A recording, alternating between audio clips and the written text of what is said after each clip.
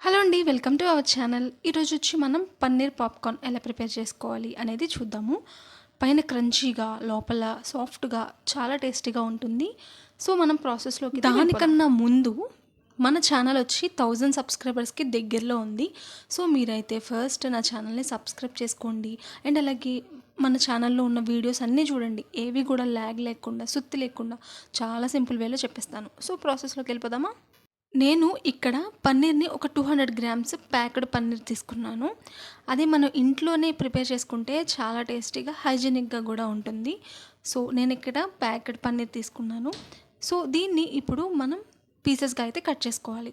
మనకి ఎటువంటి షేప్ నచ్చుతుందో, అంటే మనకి ఎలాంటి షేప్‌లో మనం ఈజీగా తినగలం అనుకుంటే ఆ షేప్‌లో కట్ చేసుకోండి. నేనిక్కడ కొంచెం స్క్వేర్ షేప్‌లో అయితే ఇలా కట్ చేసుకున్నా చిన్న ముక్కలుగా.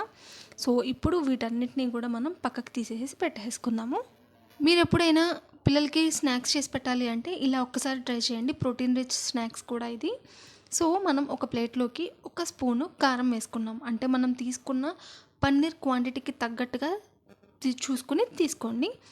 ఇప్పుడు నేనిక్కడ ఉప్పు, కారము, అలాగే గరం మసాలా, కొద్దిగా పసుపు వేసేసుకొని ఇందులోకి నేను ఒక నిమ్మకాయని స్క్వీజ్ చేసుకున్నాను. ఇలా స్క్వీజ్ చేసేసుకున్న తర్వాత దీనంతటిని కూడా బాగా మిక్స్ చేసేసుకోవాలి.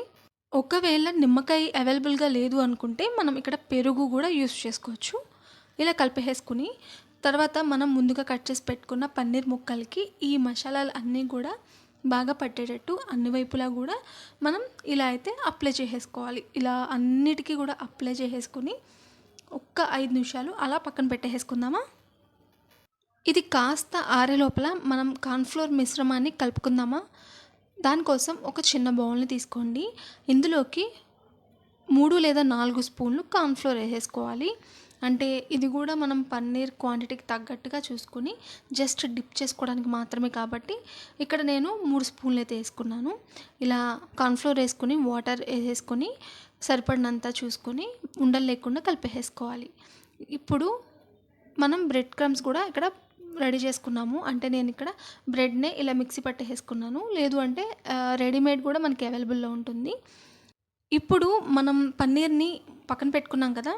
సో, ఆ పన్నీర్‌ని ఇలా కార్న్‌ఫ్లోర్ మిశ్రమంలో లిక్విడ్‌లో వేసేసుకొని ఆ తర్వాత దానికి ఫుల్‌గా అయితే బ్రెడ్ క్రమ్స్‌ని పట్టించేసేయాలి. ఇలా పట్టించేసేసి ఒక 15-20 నిమిషాల పాటు ఫ్రిడ్జ్‌లో అయితే పెట్టుకోవాలి.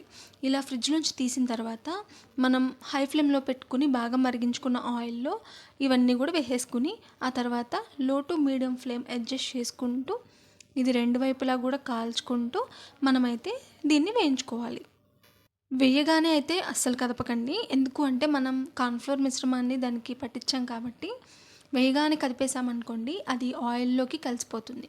సో, కొద్దిగా కొంచెం టైం ఇచ్చి ఆ తర్వాత దీన్ని సెకండ్ వైపుకి టర్న్ చేసుకోవాలి. ఇలా టర్న్ చేసేసుకుంటే మనకి క్రిస్పీగా పన్నీర్ పాప్‌కార్న్ అయితే రెడీ అయిపోతుంది. ఇది వేడివేడిగా అలా తీసుకొని మయోనీస్‌లో గానీ, సాస్‌తో గానీ తింటే చాలా టేస్టీగా ఉంటుంది. పన్నీర్‌లో ప్రోటీన్ ఎక్కువగా ఉంటుందని మనందరికీ తెలుసు కదా.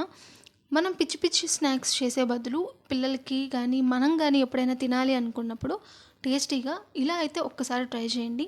పన్నీర్ పాప్‌కార్న్ మీకు ఖచ్చితంగా నచ్చుతుంది. సో, వీడియో చూసారు గదా! నచ్చింది గదా! ఇలాగే నా ఛానల్‌లో ఉన్న మిగిలిన వీడియోస్ కూడా ఒక్కసారి చూడండి. ఎక్కువ లెంత్ లేదు అండ్ అలాగే ల్యాగ్ లేకుండా చాలా క్లియర్‌గా అయితే నేను ఎక్స్‌ప్లెయిన్ చేస్తాను. స్నాక్స్ అండ్ అలాగే రెసిపీస్ అన్నీ గూడా. సో, ఒక్కసారి చూసి నా ఛానల్‌ని సబ్స్క్రైబ్ చేసుకోండి.